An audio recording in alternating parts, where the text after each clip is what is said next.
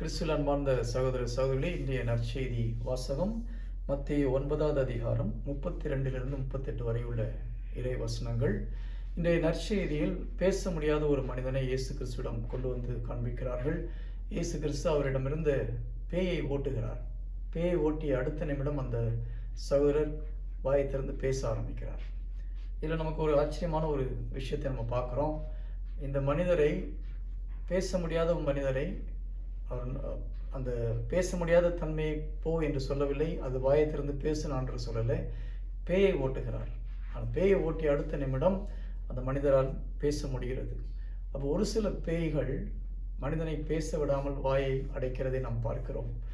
ஒவ்வொரு கிறிஸ்தவனும், ஒவ்வொரு விசுவாசிக்கும் பேயை ஓட்டக்கூடிய அதிகாரத்தை கடவுள் கொடுத்திருக்கிறார்.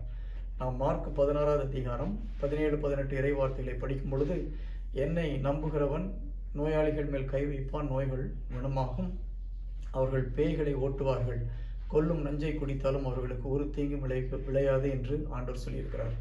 அப்போது நாம் ஒரு மனிதன் பேயினால் நோய்வாய்ப்பட்டிருந்தால், பேயினால் பேச முடியாதவனாக இருந்தால், நாம் இயேசு கிறிஸ்துவை உட்காந்து ஜெபிக்கிறதுல பலன் இல்லை.